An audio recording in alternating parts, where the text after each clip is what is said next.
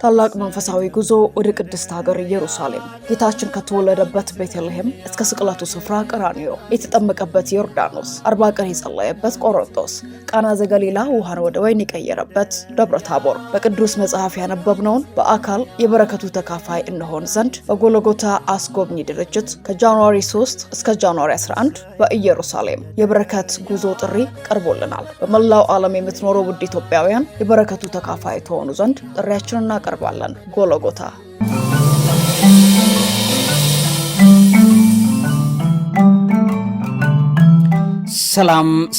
ሰላምና ጤናን ፍቅርን በረከትን ያድልኝ። ክብራትና ክብራን ሣድስ ቤተሰቦቼ እንደምን አላችሁልኝ? ዛሬ በጣም ወሳኝ የሆነ ፕሮግራም ማሳያችኋለሁ። ይሄን ፕሮግራም ከቻላችሁ ለብዙ ሰዎች ሼር አድርጉት፣ ላይክ አድርጉ ፕሮግራሙን፣ እንደገና ሰብስክራይብ ማድረግም እንዳትረሱ። በጣም አስገራሚ መረጃ ነው ማካፍላችሁ። የኢትዮጵያ መከላከያ ሰራዊትን በተመለከተ በጋዛ እንዲገኝ የተደረገ ግብዣ እንዳለ በይፋ ተነግሮናል ማለት ነው። እንደምታውቁት በነገራችን ላይ አሁን በማቀርብላችሁ ፕሮግራምና ዶክመንቶች መሰረት በጣም ከፍተኛ የሆኑ አናሊስቶች፣ የፖለቲካ ተንታኞችና ሌሎች ዓለማት ላይ ያሉ የፖለቲካ ሳይንቲስቶች ያዩትን ነገር በደንብ አድርጌ በዚህ ላይ ይዤላችኋለሁ።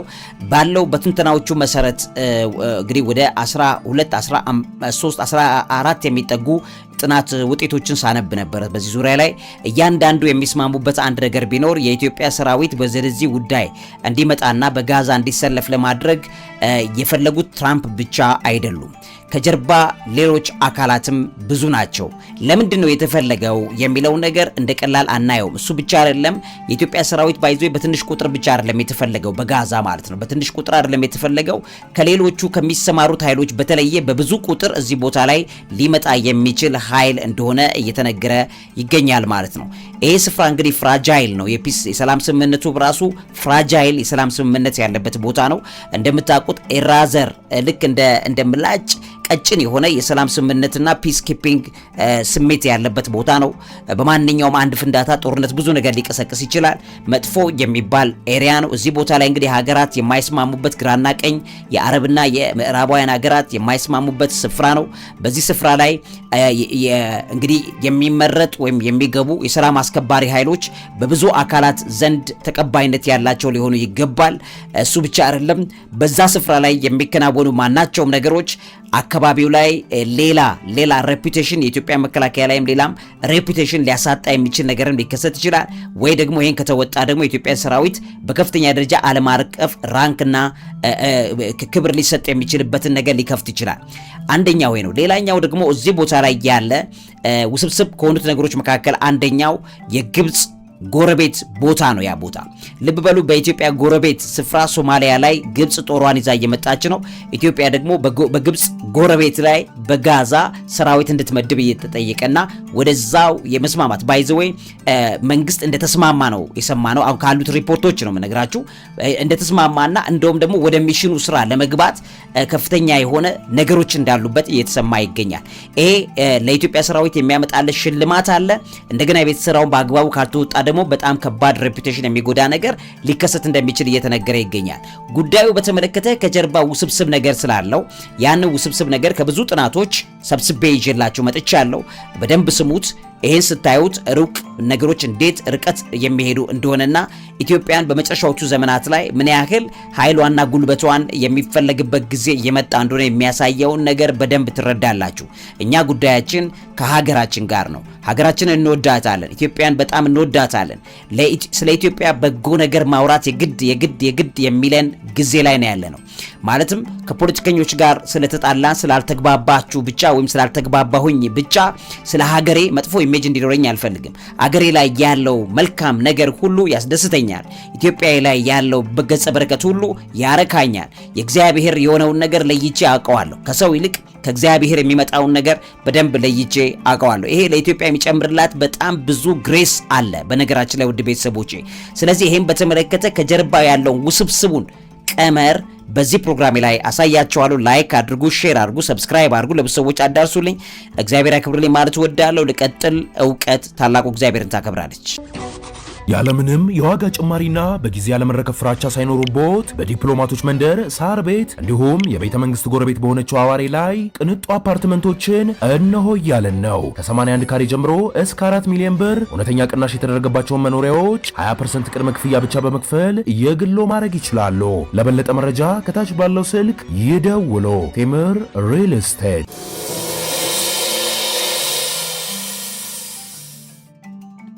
እንግዲህ ሳድስ ቤተሰቦቼ በዚህም ስክሪን ላይ እንደምትመለከቱ ዘ ታይም ኦፍ እስራኤል እንደዘገበው እንደገና ሌሎች ሚዲያዎች እንደዘገቡት ሮቢዮ አስክድ ኢትዮጵያ ቱ ኮንትሪቢዩት ትሩፕስ ለአይኤስኤፍ ኢትዮጵያ ጦር ሰራዊትና ጦር ኃይል እንድታዋጣ በተለይ አሜሪካ አሁን ያለችበት የሪክሩትመንት ጊዜ ነው። በዚህ ጊዜ ላይ ስትራግል አለባት። ለዚህም የሚሆነው በጣም ጠንካራ የሆነ ነገር ተያይዞ ከመጡባቸው ነገሮች መካከል አንደኛው የኢትዮጵያውን ጠቅላይ ሚኒስትር ይሄን ጉዳይ በተመለከተ በግልጽ አሜሪካ የጠየቀችበት ዜና ሰሞነኛ ዜና ነው፣ ሰምታችሁታል። በብዙ ሚዲያዎች ላይ ትኩረት ያገኘ ነው። ይሄ እንግዲህ አይኤስኤፍ የሚባለው ተቋም ወይም ደግሞ የሚመረጠው ተቋም ኢትዮጵያም እንድትካተትበት የተፈለገው ኢንተርናሽናል ስታቢላይዜሽን ፎርስ ነው የሚባለው። አይኤስኤፍ ለጋዛ ሆን ተብሎ የሚቋቋም ነው። በኖቬምበር 17 2025 የተባበሩት መንግስታት የደህንነት ካውንስሉ ሴኩሪቲ ካውንስሉ ኦፊሻሊ አናውንስ አድርጎታል። ይሄን ኦቶራይዝ አድርጎታል። ስለዚህ ዓለም አቀፍ ስታቢላይዜሽን ፎርስ የዓለም አቀፍ አረጋጊ ኃይል በጋዛ ይመደባል ማለት ነው። ይሄን በተመለከተ እንግዲህ ሪዞሉሽን 2803 በሚል በሪዞሉሽን ደረጃ ላይ የጸጥታው ምክር ቤት አጽድቆታል። ይሄን እንደምታውቁ። ስለዚህ ይሄ አሜሪካው ሴንትራል ፒላር የሆነ ራሷን አሜሪካ ለሰላም ስምምነት በሚል ትራምፕ መንግስት በአሜሪካ ብሮከርድ የሆነውን ሰላም ፕላን ለማምጣት የሚደረግበት ቋሚ ምሰሶ የሆነ ስትራክቸር ተሰርቷል። በዚህ ማንዴት ውስጥ ምንድነው ያለው ተብሎ ቢባል ሴኩሪቲ ኤንድ ዲሚሊታራይዜሽን የሚባለው የተካተተበት ነው። አይኤስኤፍ ውስጥ የሚገቡ ሀገራት ኢትዮጵያን ጨምሮ የሚጠበቅባቸው የቤት ስራ ከባድ ነው። ይሄም አንደኛው ሴኩሪቲ አለ፣ በአካባቢ ላይ ደህንነትን መጠበቅ፣ እንደገና ዲሚሊታራይዜሽን በተለይ የጋዛ ውስጥ ያለ ቴረር ኃይል ነው ወይም የቴረር ኢንፍራስትራክቸር ነው የሚባሉትን የሐማስን ቴረር ኦርጋናይዜሽን ተብሎ የሚታወቀውን ይሄን ቡድን ዲስአርማመንት ላይ መስራት ነው አንደኛው ማለት ነው። ዲሚሊታራይዝ ማድረግ የጦር አቅሙን መፍታት ይሄ ነገር አንደኛው ነው። ይሄ የቤት ስራ በጣም ከባድ የቤት ስራ እንደሆነ ይታወቃል። የኢትዮጵያ ሰራዊት የሚጠብቀው የቤት ስራዎች መካከል አንዱ እንደሆነ ይሄ ይታወቃል። ሌላኛው ደግሞ ቦርደር ኮንትሮል ነው። ከዚህ ጋር ተያይዞ በሴኩሪቲ በተለይ ጋዛ ቦርደሮችን ከእስራኤልና በግብጽ በእስራኤል በግብጽና በጋዛ መካከል ያሉትን ቦርደሮችን የመቆጣጠር ስራም እዚህ ውስጥ የተካተተ አንደኛው የቤት ስራ ነው። እንደገና ደግሞ ፖሊስ ትሬኒንግ ነው። በተለይ የነን ሐማስ ፍልስጤማውያን ፖሊሶች ማለትም በሐማስ ንክኪ የሌላቸው የፍልስጤማውያን ፖሊሶችን የማሰልጠን ስራ ይሰራል። ስለዚህ ኢትዮጵያ ጦር ኃይል ወደዚህ ሲሄድ ይሄንን ስራ ከሚጠበቅባቸው ነገሮች መካከል አንደኛው ነው። ሌላኛው ሁማኒቴሪያን ኦፕሬሽንስ ናቸው። ሰብአዊ ስራዎችን መስራት ነው። እዛ ውስጥ እንግዲህ የሁማኒቴሪያን ኤይዶች የእርዳታ አቅርቦቶች በአግባቡ ወደ ስፍራው እንዲመጡ የሚያደርጉት እነዚህ በዚህ አይኤስኤፍ በሚባል የሚመረጡት አካላት ናቸው የሚሆኑት ማለት ነው። ስለዚህ ይሄ በተለይ በከፍተኛ ደረጃ በብዙ ልምድ የሚጠይቅ ስራ እንደሆነ ይታወቃል ማለት ነው። እዚህ ውስጥ ብዙ የሚካተቱ ነገሮች አሉ። እንደ ቦርድ ኦፍ ፒስ የሚባል BOP የሚባል የሚቋቋም ቡድን አለ። በፕሬዚዳንት ትራምፕ ዲዛይን ውስጥ የሚያልፍ ነው። ፕሬዚዳንት ትራምፕ ናቸው ኃላፊው ወይም ደግሞ የዚህ ቦርድ ኦፍ ፒሱ ዋነኛው ሰብሳቢ ትራምፕ ነው የሚሆኑት። ምናልባትም ሌላም ዲዛይነት ሊያደርጉ ይችላሉ። ነገር ግን አሁን ለጊዜው እሳቸው ናቸው። ስለዚህ በእሳቸው ቁጥጥር ስር የሚያልፍ የኢትዮጵያ ሰራዊት ከአሜሪካ ሰራዊት ጋር ሆኖ ከሌሎችም ሰራዊቶች ጋር ሆኖ በጋዛ ውስጥ የሚሰራውን ስራ የሚመለከት እንደሆነ እናያለን። ይሄ ከዛ ውጪ ዩኒፋይድ ኮማንድ ነው የሚሰጠው። ኮማንዱም ወይ ትእዛዙ የአይኤስኤፉ አጠቃላይ ትእዛዝ የሚሰጠው በBOP ነው ማለትም በቦርድ ኦፍ ፒሱ ነው። በዛ ቦርድ ሜምበርስ በሚሰጠው ውሳኔ መሰረት ነው የሚንቀሳቀሱት። ሲቪል ሚሊተሪ ኮኦርዲኔሽን ሴንተር የሚባል CMCC የሚባልም ፕሮጀክት ውስጡ ተካቷል። ይሄም ደግሞ ከማህበረሰቡና እንደገናም ደግሞ ይሄ ለምሳሌ የሎጂስቲክ ማመቻቸት፣ ሴኩሪቲ እርዳታ መስጠት፣ ለምሳሌ የጋርድ የጥበቃዎች ሌሎችም ጭምር ለፖለቲከኞች የሚሰጡ በጋዛ ያሉ የኢንተርናሽናል ፓርትነርስ የዓለም አቀፍ ተቋማትን ፕሮቴክት ማድረግ ሌሎችም እዚህ ውስጥ የሚካተቱ ይሆናል ማለት ነው። ይሄን ኢንተርናሽናል ስታቢላይዜሽን ፎርስ የሚባለውን በተመለከተ እንግዲህ በጣም በርካታ ሀገራት በዙ ፕሮፖዛል ውስጥ የገቡበት ነገር ግን በጥንቃቄ ሀገራት እየተመረጡ ያሉበት እንደሆነ ይታወቃል። እንደምታስታውሱ ቶኒ ብሌር የዚህ በዛ አካባቢ ላይ ልምድ አላቸው በሚል በብዙ መልኩ ከሳቸው የተነሳ ሐሳብ ነው የቀድሞ የእንግሊዝ ጠቅላይ ሚኒስትር። ከዛ በኋላ እንግዲህ ትራምፕ 20 ነጥቦችን 20 ፖይንት ፒስ ፕላንስ የሚባሉትን ይዞ ቀረቡ። ከዛም በሴፕቴምበር 2025 የጋዛ ጦርነትን ተመልክቶ ያለው ነገር በዚህ ቅርጽ ውስጥ እንዲያልፍ ተደረገ። የአረብ ሌድ መልቲ ናሽናል ፒስ ፎርስስም ጭምር በአረብ መንግስታት የሚመራ ብዙ የጦር ኃይል ያለበትንም ሲስተም ለማዘርጋት ሌሎችም ነገሮች ተብለው በዚህ ውስጥ በአይኤስኤፍ ውስጥ ግልጽ የሆነ አቋም እንዲኖር እየተሰራ ያለበት ሁኔታ ነው ያለው እንደሚታወቀው። ስለዚህ ይሄ በከፍተኛ ደረጃ ብዙ የቤት ስራ የሚጠይቅ እንደሆነ ይታወቃል። ለዚህ የሚሆኑ ሀገራት በዝርዝር ውስጥ ከተቀመጡ መካከል እንግዲህ ምናልባትም የጋዛ ፒስ ፕላን 20 ሺህ የሚያሉ ጦር ሰራዊቶችን ሊፈልግ ይችላል ማለት ነው። 20 ሺህ የሚጠጉ ስለዚህ ከግብጽ፣ ከኳታር፣ ከዩናይትድ አረብ ኤሚሬትስ እንግዲህ እንደዚህ እንዲዋጡ ፍላጎት እንዳለ ይነገራል። ነገር ግን እስካሁን ምንም አይነት አፕሩቫል የሆነ ነገር ከነዚህ አገራት አልታየም። ቱርክ፣ ፓኪስታን፣ ኢንዶኔዥያ፣ አዘርባይጃን፣ አውስትራሊያ፣ ማሌዥያ፣ ካናዳ፣ ፈረንሳይ፣ ቆጵሮስ ሁሉ ጦራቸውን ያዋጣሉ። ከነዚህ ሀገራት መካከል ከአፍሪካ ከደቡብ ከሰብ ሰሃራን አፍሪካን ሀገራት ኢትዮጵያ ትመርጣለች ማለት ነው። እንግዲህ ኢትዮጵያን በተመለከተ የሚመጡት ነገሮች እንደቀላል አይደሉም። እንደገናም ደግሞ ኢትዮጵያ ከፍተኛውን ኃይል ታዋጣለች የሚል እምነት እንዳላቸው በትክክል እየተነገረ ይገኛል ማለት ነው። ምናልባትም ከተለያዩ ሀገራት የሚውጣጣው ይሄ ኃይል ይዞት ሊመጣ የሚችለው ነገርን በተመለከተ ብዙ ትኩረት የሚሰጥበት ነገር እንዳለ እየተነገረ ነው ያለው። ነገር ግን የኢትዮጵያን በተመለከተ አንድ በጣም የሚገርም ትንተና ሳነብ ነበር። የዶክተር ፖል ዴልካሶ የሚባሉ ሰው አሜሪካን ሀገር በዋሽንግተን ዩኒቨርሲቲ ውስጥ የሚያስተምሩ ፕሮፌሰር ናቸው፣ የፖለቲካ ሳይንቲስት ናቸው እና እሳቸው እዛ ላይ ይዘውት የቀረቡት ትንተና በጣም በብዙ መልኩ የሚያሳምን ነጥቦችን ይዟል።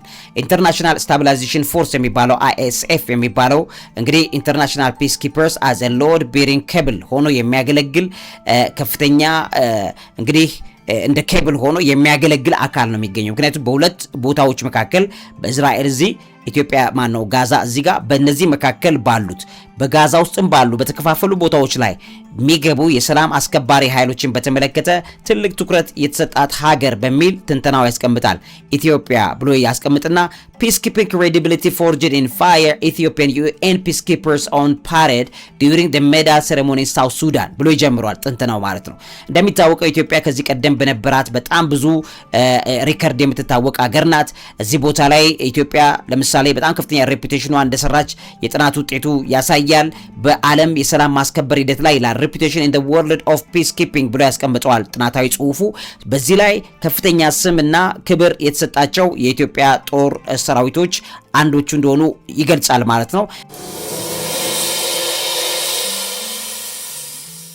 እንግዲህ ከዚህ ጋር ተያይዞ የተባበሩት መንግስታት እንደምታውቁት በ1950ዎቹ ኮሪያ ጦርነት ሰዓት ላይ የቃኘው ሻለቃን ከኢትዮጵያ ተመድቦ ሄዶ በዛ ቦታ ላይ በጣም ኢፌክቲቭ የሆኑ ስራዎችን ከሰሩት መካከል ይገኛሉ። የአብዛኛዎቹ ለሰላም ማስከበር ኃይል ከሄዱት አብዛኛዎቹ ሰራዊቶቻቸው ታስረዋል ወይም ደግሞ ተይዘው ነበረ። በኢትዮጵያ ግን አንድም ወታደር በኮሪያ እንዳልታሰረ ይታወቃል። እና ይሄ ሪከርድ የኢትዮጵያ በጣም የሚገርም ትልቅ ሪከርድ እንደነበረ የሚያሳይ ነገር ነው። ይሄ ውድ ቤተሰቦቼ ይሄ እንግዲህ በብዙ መልኩ የሚታወቅ ሪከርድን ውጤትን አምጥቷል። ከዛም በኋላ በፖስት ኮልድ ዋር ከቀዝቃዛው የዓለም ጦርነት በኋላ ባለውም የኢትዮጵያ ያኛው ሪከርድ ለብዙ ነገሮች ኢትዮጵያን ሲጋብዛት እንደቆየ ይታወቃል።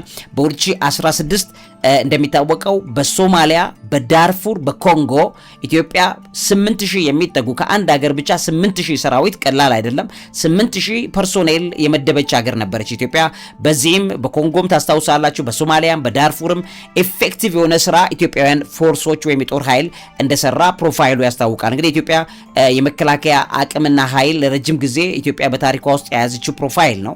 ስለዚህ በምንም ይሁን እኛ ፖለቲካውን እያየን የኢትዮጵያን ክብር ምንንድ አይደለንም።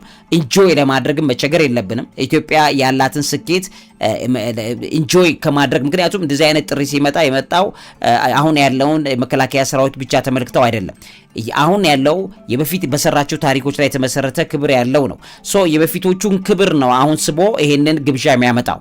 ይሄም ማምጣት ማለት በጣም ብዙ ለውጥ ሊያመጣ የሚችል ነገር እንደሆነ ይታወቃል።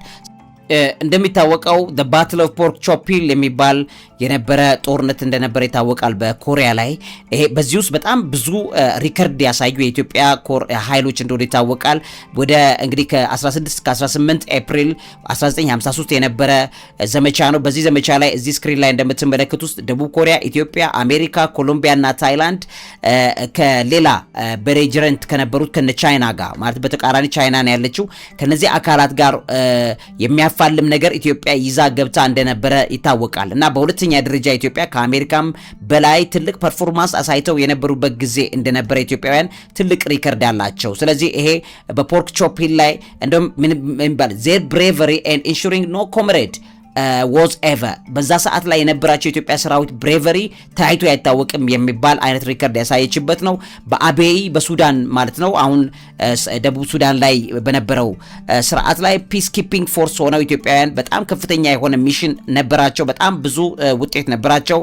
በካርቱምም በጁባ መካከል የነበረው ነገር ያስተራረቀ እጅግ በጣም ፐርፎርማንስ የተነበራቸው ኢትዮጵያ ጦር ኃይል ያሳዩት ፐርፎርማንስ በዓለም በጣም የሚያስከብራቸው ነው። አቤይ ግዛት የሚባለው እንግዲህ በኤትኒሲቲ እንደገና በነዳጅ ቴንሽን ምክንያት በጣም ብዙ ጦርነት የነበረበት ስፍራ ነው። ያን ስፍራ ኢትዮጵያውያን ገብተው ሰላም በማስከበር ኃይል ላይ የሰሩት ኢፌክቲቭነስ በጣም ትልቅ ቦታ ሰጥቷቸው እንደነበረ ይታወቃል። በሶማሊያም እንደዚህ የኢትዮጵያ ጦር ኃይል አልሻባብን በተመለከተ የአፍሪካ ህብረት ይዞት በመጣው እቅድ ላይ የኢትዮጵያ ጦር ኃይል ከፍተኛ ፐርፎርማንስ እንዳሳየ በብዙ ድል ውስጥ ያሳለፈበት ጊዜ እንደነበረ ይታወቃል። የአልሻባብ ኢንሰርጀንትስን በተመለከተ ከተሞችን ለማረጋጋት የኢትዮጵያ ሰራዊቶች እንደሚባሉት Ethiopian soldiers proved willing to take on extremists where many others feared to tread. ኤክስትሪሞቹ ማለት የጽንፈኞቹ የአልሻባብ ቡድኖች ባሉበት ቦታ ላይ ሌሎች ጦሮች ሲፈሩበት ኢትዮጵያውያን ሳይፈሩ እየገቡ ብዙ ድል ያቀዳጁበት ስፍራ እንደሆነ የሚታወቅ ቦታ ነው። ይሄ በነገራችን ላይ አሁንም ሶማሊያ በጣም እንደሚጸጽታት እየተነገረ ነው ያለው። ምክንያቱም የኢትዮጵያ ሰራዊት በእጅጉ ለአልሻባብ መድኃኒት የሚባለው የኢትዮጵያ ሰራዊት እንደሆነ ይታወቃል። አልሻባብን በጣም የሚፈራው የኢትዮጵያን ሰራዊት እንደሆነ ይታወቃል። በዚህ ደረጃ ላይ ፐርፎርማንስ ያሳየች ሀገር ናት። ዳርፉር ሱዳን ላይ ኢትዮጵያ እንግዲህ በጣም የሚገርም የዩኤን እና የኤዩ በዳርፉር ውስጥ የነበረው ሚሽን በተመለከተ እንግዲህ ኢትዮጵያ በዛም በጣም ያሳየችው ነገር እጅግ በጣም የሚገርም እንደነበረና conditions that would give European Defense Minister nightmares ብለው ያስቀምጠዋል ትንተናው ላይ የአውሮፓ የጦር ዲፌንስ መሪዎችን ቅዠት ነው ወይ ይሄ እስኪሉ ድረስ ይደነቁበትን ስራ ኢትዮጵያውያን እንደሰሩ በመረጃው ላይ ያሳያል ማለት ነው። እንግዲህ ከዚህ ጋር አንፃር እንግዲህ ኢትዮጵያ ክሬዲቢሊቲዋን አስጠብቃለች። ለረጅም ጊዜ በሰላም ማስከበር ሂደት ላይ ደግሞ የሚያስገርም ውጤት ይዛ መጣለች። የተባበሩት መንግስታት ብሉ ሄልሜት በመልበስ ኢትዮጵያውያን በከፍተኛ ደረጃ ብዙ ስራዎችን እንደከወኑ እነዚህ ማየት ትችላላችሁ። ከዚህ ጋር እንግዲህ ኢትዮጵያ የምትገባባቸው ቦታዎች ላይ ካለው ኢፌክቲቭነስ መካከል አንደኛው ምንድነው የኢትዮጵያውያን የሰላም ማስከበር ሂደት ላይ በጣም ከሚመረጡበት ነገሮች መካከል አንደኛው የቅኝ ግዛት ምንም አይነት ንክኪ የላቸው።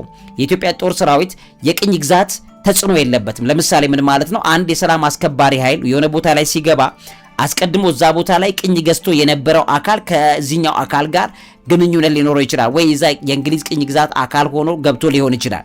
ስለዚህ እዛ ቦታ ላይ ያለው ታሪክ የቀደመው ታሪክ መነሻ ነው እንደሚታወቀው ማለት ነው። ለምሳሌ አሁን በጋዛ ላይ ያለው ታሪክ የእንግሊዞች የቅኝ ግዛት ዘመን ላይ የነበረው የኦቶማን ቱርኮች የነበረው ፍትጊያዎች መገለጫ ነው። ያ ቦታ የእስራኤሎቹ፣ የኦቶማን ቱርኮቹ፣ የእንግሊዞቹ ፍትጊያ ቦታ ነው። በዚህ ቦታ ላይ እንግዲህ እንግሊዝ ጦሯን ይዛ ስትገባ፣ ቱርክም ጦሯን ይዛ ስትገባ የኔ ይገባኛል ስሜቶች ያሉባቸው ቦታዎች ናቸው። ኢትዮጵያ ግን ገለልተኛ አካል ናት። በእነዚህ ሁሉ የቅኝ ግዛት አለመገዛቷ በከፍተኛ ደረጃ ትንተናዎቹ ነው የሚያሳዩት። በከፍተኛ ደረጃ ለዚህ ግብዣ ትልቁን ቦታ ኢትዮጵያ የሚሰጣት እንደሆነ በትክክል በትንተናዎቹ ላይ ማየት ይችላላችሁ ማለት ነው። ከዚህ ጋር ተያይዞ የሚነሱ በጣም በርካታ ነገሮች አሉ። የትራምፕ ስታይል ኦፍ ዲፕሎማሲ የሚለው አንድ የሚታይ ነው። የትራምፕ መንግስት ያለው የዲፕሎማሲ ስታይሉ እንግዲህ እንደሚታወቀው ማንኛውም ነገር ከገንዘብ አንጻር በደንብ አድርጎ መመልከት ነው የሚታየው ነገር በጠቅላላ ምን ያህል ያዋጣኛል ይገኛል የሚል ነው እንደምታውቁት ማለት ነው። እንግዲህ ይሄ በኢትዮጵያ ሰጥቶ መቀበል ውስጥ ለኢትዮጵያ ትልቅ ነገር ሊያደርግላት እንደሚችል ትንተናው ያሳያል። በዚህም ውስጥ የተካተተው ነገር ምንድነው? አንደኛው የትራምፕ ኃይል ይሄ የትራምፕ ፖሊሲ ኢትዮጵያን በዚህ ነገር ላይ ሳሰማራ እኔ ደግሞ ምን አረጋለሁ ወይ ደግሞ give me and let me give you ስጠኝ ልስጥክ በሚለው መተባበር ውስጥ ያሉ እይታዎች ያሉባቸው ናቸው። በዚህ ውስጥ ኢትዮጵያን ፌቨር ሊያደርጋት የሚችል በጣም ትልቅ ግብዣ ሊኖር እንደሚችል እየተነገረ ይገኛል። ከዚህ ውስጥ ከሚካተቱ ነገሮች መካከል አንደኛው ይሄ ስፍራ በጣም ሴንሲቲቭ ኤሪያ ነው። ያ ቦታ ማለት ነው በጣም ሴንሲቲቭ ኤሪያ ነው። ያልተሳተፉ መሳተፍ የማይፈልጉ ሀገራት እንዳሉ ይታወቃል። ለዚህ ኤሪያ ላይ ጦር ለማሰማራት የማይፈልጉ ሀገራት የማይፈልጉበትን ምስጢር ስታዩ አንደኛው ማንዳቶሪ ዲስአርማመንት ኦፍ ሃማስ ላይ ነው። በሃማስ ላይ ማስፈተት ግዴታ የሚሆንበት ሚሽን ይፈሩታል። ምክንያቱም ሪስክ አለው። ሪስኩ እንግዲህ በመገዳደል መሞት ብቻ አይደለም። በዚህ ላይ እንደሚታወቀው የፖለቲካ ሪስክም ጭምር እንዳለበት ይታወቃል። ይሄ እንግዲህ በግብጽ፣ በቱርክ፣ በፓኪስታን ሃማስ እንዳይፈታ የሚፈልጉ ሀገራትም ጭምር ችግር አለባቸው በውስጣቸው ማለት ነው። ለምሳሌ ቱርክ ጦር ሰራዊት ይዛ ስትገባ ሃማስን ማስፈታት ለቱርክ ሃማስ እንዳይፈታ እየፈለገች ሃማስን ማስፈታት ለቱርክ እንደ ፖለቲካ ክራይሲስ ነው።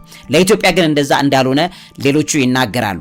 ኢትዮጵያ ልትወጣው ትችላለች ብለው ያምናሉ። ኢትዮጵያ ልትወጣ የሚችልበት ምክንያት አንደኛ ከቅኝ ግዛት ዘመን አንጻር ኢትዮጵያ ይህም ቦታ የቅኝ ግዛት ምንም አይነት ንክኪ የሌላት መሆኑ ትልቅ አዋርድ እንዳለው ለኢትዮጵያ ይነገራል።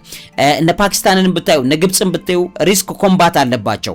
በፖሊሲያቸው ላይ እንደዚህ አሸባሪ ተብሎ የተመደበውን አካል አሸባሪ ማለት የማይፈልጉ ግን በዚሁ ሰላም ለማስከበር ብለው ገብተው ይሄን ነገር ለማድረግ የሚያደርጉበት ሂደት በውስጥ ፖለቲክሳቸው ላይ ራሱ ተጽዕኖ ሊያመጣ ይችላል። ኢትዮጵያ ላይ ግን እንደማያመጣ ይነገራል። እሱ ብቻ አይደለም።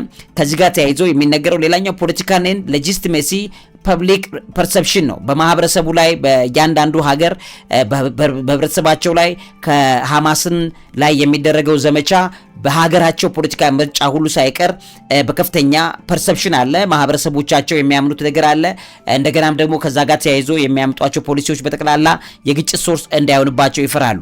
በሶስተኛ ደረጃ ሃይ ኦፕሬሽናል ሪስክ እንዳለው ይነገራል። እንግዲህ ኦፕሬሽናል ሪስኩ ቀላል አይደለም። በጣም በጣም በጣም ቆንጆ ጎበዝ የሚሊተሪ ኔቸር ይፈልጋል። ታች ላይ እያለ የሚሰራ እንደሆነ ይፈልጋል። በዛ ውስጥ እንግዲህ የኢትዮጵያ ጦር ኃይል ያንን ነገር ሊወጣው ይችላል የሚል እምነት አለ። ግን ደግሞ ካልተወጣው ደግሞ ሬፑቴሽኑ ሊጎዳበት እንደሚችል በግልጽ የሚነገረው ነገር እዚህ ጋር ታያላችሁ ማለት ነው። አምቢጊቲ ኤንድ ላክ ኦፍ ኮንሰንሰስ አለ። እስካሁን ድረስ ክሊር የሆነ ያልተግባቡባቸው ነጥቦች እንዳሉ ባለበት ሁኔታ ላይ ጦር ይዞ መሰለፍን የሚፈሩ ሀገራት አሉ። ይሄ ባለበት ደረጃ ኢትዮጵያ ግን ጦር ሰራዊት ይዛ ለመሰለፍ እንደተዘጋጀች እየተነገረ ይገኛል።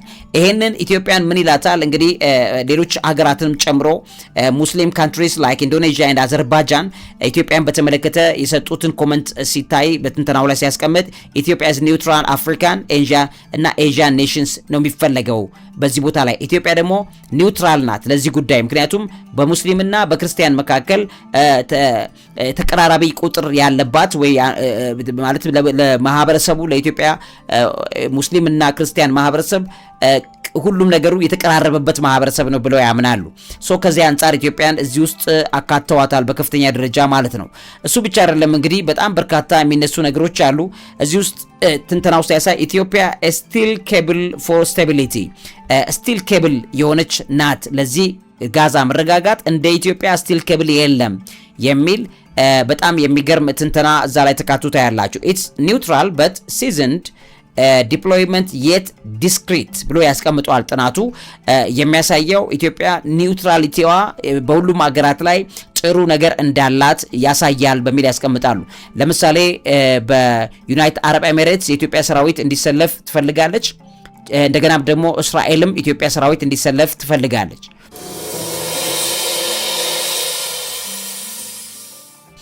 አሜሪካም እንደዚሁ ኢትዮጵያ ሰራዊት እንዲሰለፍ ትፈልጋለች። የተባበሩት መንግስታት ኢትዮጵያ ሰራዊት እንዲሰለፍ ይፈልጋሉ። ይሄ የሆነበት ምክንያት ኢትዮጵያ ከባለፉት ስትራቴጂዎቿና ከሰራቻቸው ካመጣቻቸው ለውጦች ጋር ተያይዞ እንደሆነ ይታወቃል። እስራኤልን በተመለከተ እስራኤል ኢትዮጵያ በዚህ ቦታ ላይ እንድትሰማራላት የምትፈልግባቸው ምክንያቶች አንደኛው በባለፈውም ጦርነት ላይ ከፍተኛ ቁጥር ያላቸው የኢትዮጵያ እስራኤላውያን ሀበሾች ናቸው እዛ ሲዋጉ የነበሩት። በጣም ብዙ ሪከርድ ያላቸው በአካል እኔ ሳይ በሰራዊቱ ላይ አብዛኛው ሀበሻ ትመለከታላችሁ እዛ ውስጥ ማለት ነው። ስለዚህ ይሄ ነገርን በተመለከተ ስታዩ በእስራኤል የራሷ ሰዎች በቅርብ ርቀት ላይ ነገሮችን የሚከታተሉላት አርጋ ታስባለች። እንደ ዩናይትድ አረብ ኤሚሬትስ ያሉ ሀገራት ደግሞ ኢትዮጵያ በከፍተኛ ደረጃ በቅርበት የቤት ስራውን የኛን የቤት ስራ ልትወጣልን ትችላለች ብለው ያምናሉ። ቱርክም የኢትዮጵያን ድጋፍ ሰጥታለች። ከነዚህ ውስጥ ሁሉ ድጋፍ ያልሰጠችው ሀገር ብትኖር ያው እንደምታውቀው በግልጽ አልተነገረም ወይ አልተወራም እንጂ ውስጥ ለውስጥ አሁን ትንተናዎቹ እንደሚያሳዩት ግብጽ በከፍተኛ በዚህ ጉዳይ ላይ ከፍተኛ ስጋት እንዳለባት። ምክንያቱም የኢትዮጵያ ሰራዊት ጎረቤት ሀገር በግብጽ ድንበር ላይ ሊገኝ ነው። ይሄ እዚህ ሶማሊያ ላይ ግብጽ ይዛ እንደገባች እንደምትገባው ጦር ኢትዮጵያም በጎረቤቷ ላይ ጦር ይዛ እንድትገባ መቼም ሰው የዘራውን ነው የሚያጭደው። እግዚአብሔር ይሄንን ነገር ለኢትዮጵያ አመቻችቷል። እንግዲህ ልብ በሉ። ይሄ እንግዲህ ኮንሳይደንስ እንደዚህ ምን ልትሉ ትችላላችሁ? በጣም የሚገርም ነው። በዚህ ደረጃ ላይ የኢትዮጵያ ጦር ሰራዊት እዛ ቦታ ላይ መምጣቱ ብዙ ውጤት ሊያመጣ ይችላል ብሎ ትንተናው ያሳየዋል። እዚህ ጋር እንደሚያሳይ ዋሽንግተን ሲስ ኢትዮጵያ as a partner ይለዋል in African security በአፍሪካ ሴኩሪቲ ኢትዮጵያ አሜሪካ ኢትዮጵያን ፓርትነር አድርጋ ለረጅም ጊዜ ብዙ ታሪክ አላት። በታማኝነት ወዳጅ አድርጋ ለረጅም ጊዜ ታምነው ኢትዮጵያውያኑ ይሄንን ስራዎች ፈጽመዋል ብሎ ያስቀምጣል። ከዛ ሌላኛው ደግሞ ምንድነው በኢትዮጵያ መሳተፍ ቤጂንግም ተቃዋሚ አይደለችም ይላል። ቤጂንግ has no quarrel seeing an African led mission በአፍሪካ የሚመራ ጦር ሰራዊት እዛ ቦታ ላይ መምጣቱ ችግር የለባትም፣ ምክንያቱም ለኢትዮጵያ ያላት ነገር ትክክለኛ ነው ብሎ ያስቀምጣል። ወዳጅ ናት ለቻይና። ሌላኛው ቻይና might even prefer it to the western force እንደውም ከዌስተርን ኃይሎች እዛ ከሚቀመጡላት ይልቅ የኢትዮጵያ ጦር ሰራዊት እዛ ቢቀመጥላት ቻይና ትፈልጋለች ይላል ትንተናው። ሞስኮም እንደዚሁ ናት ይላል። ሞስኮ ሩሲያ እንደሚታወቀው ኢትዮጵያ ፓርትነር ናት። ስለዚህ በዚያ አካባቢ ላይ በምስራቅ አፍሪካ ላይ ኢትዮጵያ በጋዛ ብትገኝላት ሞስኮም የምትደግፈው መሆኑን ጥናታዊ ጽሑፉ ያሳያል። ከዛ ውጪ ደግሞ likely views Ethiopia as far more acceptable to than NATO troops in Gaza ይሄ በጣም ደስ የሚል ትንተና ነው። ከዚህ ጋር ስታዩት የኢትዮጵያ ከኔቶ ኃይል ይልቅ በጋዛ እንዲገኝ የኢትዮጵያ ሰራዊት ፌቨረብል ነው፣ በጣም ላይክሊ አክሰፕተብል ነው ከሌሎቹ ይልቅ በሁሉም አካላት ሲታይ ቻይናም፣ ሩሲያም፣ አሜሪካም፣ ቱርክም ህንድም እንደሚታወቀው ደግሞ ዩናይትድ አረብ ኤሚሬትስ እነዚህ ሁሉ ሀገራት ሲታይ በጠቅላላ የኢትዮጵያን ፌቨር እንዳደረጉ ይነገራሉ። እሱ ብቻ አይደለም። በጥናቱ ላይ ሲያሳይ ምን ይላል? in sense this can navigate between Washington, Beijing, Moscow and New Delhi in African capitals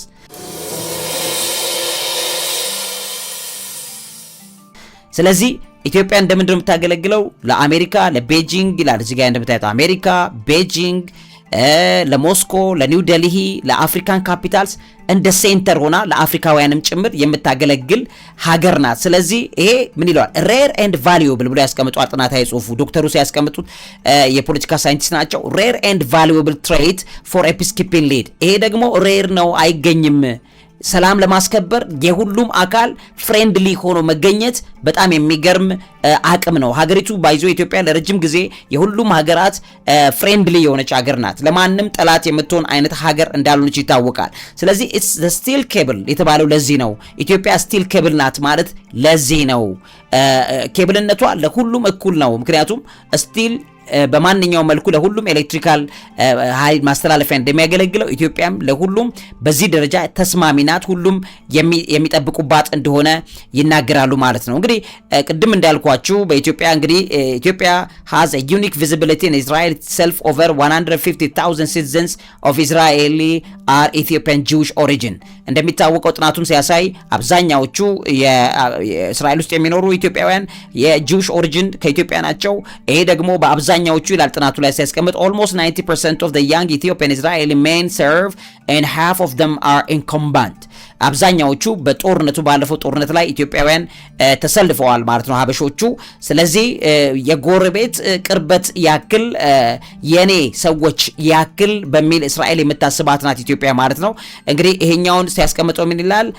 creates a subtle but power human link between Israel and Ethiopia. ይሄ በእስራኤልና በኢትዮጵያ መካከል ኢትዮጵያን ጂውሾች ያረጉት ሊንክ ቀላል የእስራኤልን ትረስት አይፈጥርላትም። ስለዚህ እስራኤል በጣም ምቹ ናት ኢትዮጵያ እዛ ቦታ ላይ በመገኘት ብሎ ትንተናው ያስቀምጣል ማለት ነው። The site of Ethiopian peacekeeping patrol Gaza might be less ጀር into Israel than saying troops from country with no ties to Israel ብሎ ያስቀምጠዋል ማለት ነው። ስለዚህ ይሄ በርደን ሼሪንግ ኦፕቲክ ብሎ ያስቀምጠዋል ትንተናው ላይ በርደኔን ሼር ያደርጉልኛል ኢትዮጵያውያን ማለትም ሸክሜን ኢትዮጵያውያን ይካፈሉኛል ብላ እስራኤል ስለምታምን ለእስራኤልም የሚገርም ምርጫ ሆናለች ኢትዮጵያ በሚል ያስቀምጠዋል ማለት ነው እዚህ ጥናታዊ ጽሑፍ ላይ። ከዛ ውጪ እንግዲህ በሙስሊም ፖፑሌሽን ዘንድ ኢትዮጵያ የሙስሊም ጠላት ሀገር ተብላ የምትታወቅ ሀገር አይደለችም። እንደሚታወቀው በሙስሊሙ ማህበረሰብ ላይ ጥናታዊ ጽሑፉ ሲያሳይ ከነብዩ መሐመድ ተከታዮቻቸው ወደ ኢትዮጵያ ሄዱ ብለው የላኩበት ቦታ ነው። በዚህ ቦታ ላይ ፌር የሆነ ብዙ ኢሜጅ ነው ያለው ለኢትዮጵያ የሙስሊሙ ማህበረሰብ ጠላትነት የሌለበት እንደሆነ የሚያሳየውን ነገር በትክክል እዚህ ላይ ያስቀምጣል። በዚህ ውስጥ እንግዲህ ኒውትራሊቲ ሪል ኒውትራሊቲ ይፈልጋል። እንደገናም ደግሞ ኖ ፒስ ኪፒንግ ፓኔዣ ያስፈልጋል በሚል ስማርት ማንዴት ላይ ይጠቁማል። እዚህ ቦታ ላይ እንግዲህ በጣም በሚታወቅ መልኩ በጣም በጥንቃቄና በከፍተኛ ደረጃ የሚሰሩ ከሆነ የኢትዮጵያ ሰራዊቶች ይህም ቦታ ላይ ከፍተኛ አቅም የሚያገኙበት ከፍተኛ ተጽዕኖ የሚፈጥሩበት ነው ብሎ ያስቀምጠዋል። እዚህ ላይ ሲያስቀምጠው በጣም በርካታ ትንተናዎችን አስቀምጦታል ማለት ነው። እዚህ ቦታ ላይ ምን ይለዋል? lastly real neutrality on the ground will make or break the ISF. Ethiopian commanders and their counterparts must scrupulously avoid any perception they are taking order from Jerusalem or Washington when deployed.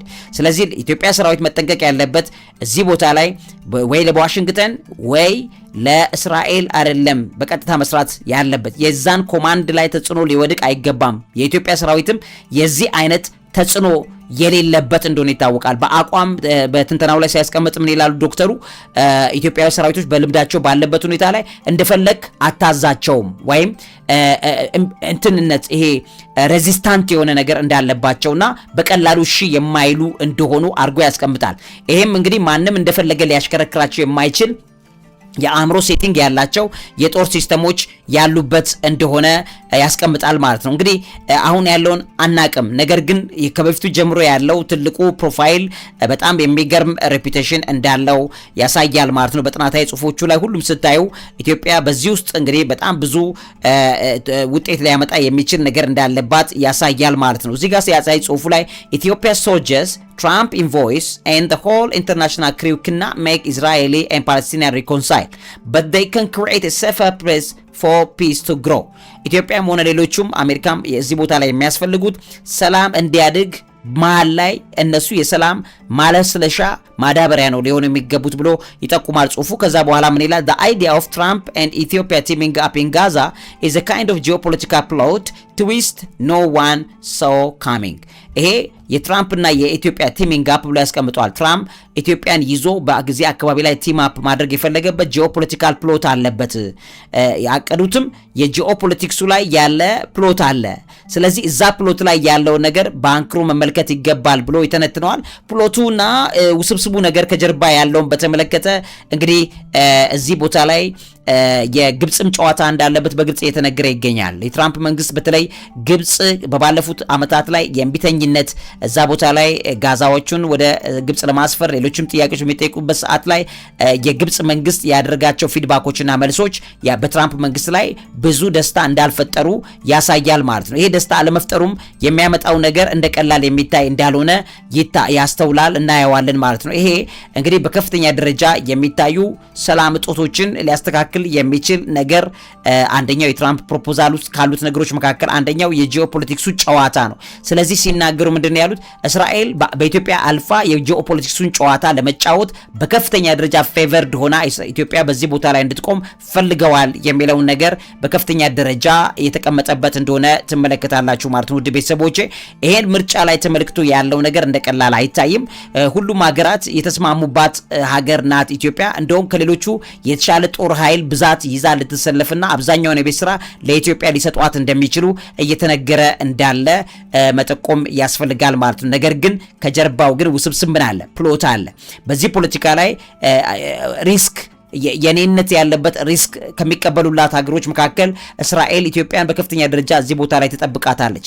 ስለዚህ ይሄንን በተመለከተ ከእስራኤል ጋር ያላት ግንኙነት እንዳይበለሻሽ፣ ከአሜሪካም ጋር ያለው እንዳይበለሻሽ፣ በሌሎች ሀገራትም ያላትን ትረስት ኢትዮጵያ እንዳታጣ እዚህ ቦታ ላይ የተመረጠች አካል ስለሆነች ያንን የቤት ስራ ልትወጣው ይገባል የሚል መልእክት አስተላልፈዋል ተመራማሪዎቹ።